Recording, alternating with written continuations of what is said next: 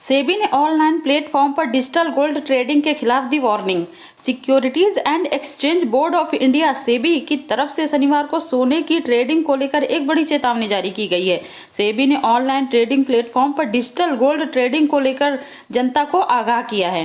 Regulatory body की तरफ से कहा गया है कि डिजिटल गोल्ड और ई गोल्ड प्रोडक्ट सेबी की तरफ से रेगुलेट किए गए सोने के उत्पादों, गोल्ड एक्सचेंज ट्रेडेड फंड्स या ईटीएफ और इलेक्ट्रॉनिक गोल्ड रसीदों से अलग हैं।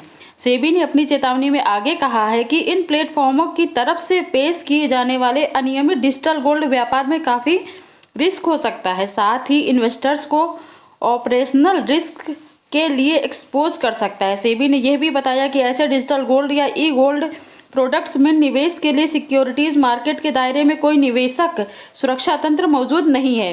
इसके उलट सेबी ने कहा कि सेबी की तरफ से रेगुलेटेड गोल्ड प्रोडक्ट्स में इन्वेस्टमेंट सेबी रजिस्टर्ड मध्यस्थों के माध्यम से किया जा सकता है।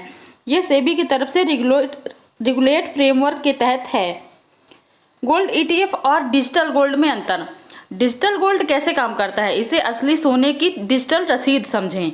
इम्पोर्टर्स फिजिकल गोल्ड खरीदता है और उसे तिजोरियों में सुरक्षित रूप से इकट्ठा करता है। यह फिनटेक ऐप यूजर्स को उस सोने की सूक्ष्म मात्रा खरीदने के लिए एक आकर्षक इंटरफेस मुहैया कराता है। इन्वेस्टर्स के लिए दूसरी ओर एक ज़्यादा पारंपरिक रेगुलेटेड ऑप्शन मौजूद है, गोल्ड एक्सचेंज ट्रेडेड फंड। ये म्यूचुअल फंड ऐसे उपकरण हैं जो सोने की कीमतों पर नज़र रखते हैं, स्टॉक एक्सचेंजों पर कारोबार करते हैं और इन्हें सेबी कंट्रोल करती है। गोल्ड ईटीएफ होम डिलीवरी की सुविधा नहीं देते, लेकिन ये पारदर्शिता, लिक्विडिटी और रेगुलेटरी प्रोटेक्शन प्रदान करते हैं जो डिजिटल गोल्ड में नहीं है। किसमें है ज़्यादा रिटर्न? पिछले 5 सालों में हाजिर सोने की कीमत करीब 160% बढ़ी है।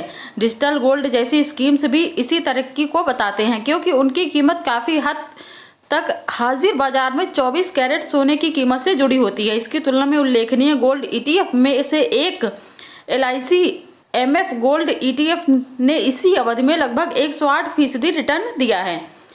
किसमें है फ़ायदा? डिजिटल गोल्ड फ्लैक्सिबल होता है और इसलिए यह ज़्यादा अट्रैक्टिव होता है। आप ₹1 में सोना खरीदते हैं और उसे कभी भी बेच सकते हैं। इसके लिए आपको किसी बैंक या ब्रोकर की ज़रूरत नहीं होती। लेकिन ईटीएफ के उलट डिजिटल गोल्ड रेगुलेटेड नहीं है।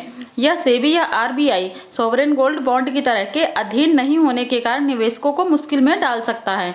अगर आप किसी विवाद में फंस जाते हैं या किसी धोखाधड़ी का शिकार होते हैं तो फिर आपके पास विकल्प सीमित हो सकते हैं। दूसरी ओर गोल्ड ईटीएफ के लिए डीमैट खाते की ज़रूरत होती है। ये सिर्फ बाजार के समय के दौरान ही काम करते हैं, लेकिन ये आपको सुरक्षा के दायरे में लेकर आते हैं जो फिनटेक प्लेटफॉर्म नहीं देते। इसलिए अगली बार जब आप सुरक्षित निवेश की योजना बनाएं तो सभी पहलुओं को ध्यान में रखते हुए अपनी पसंद का विकल्प चुनें। धन्यवाद। Thank you.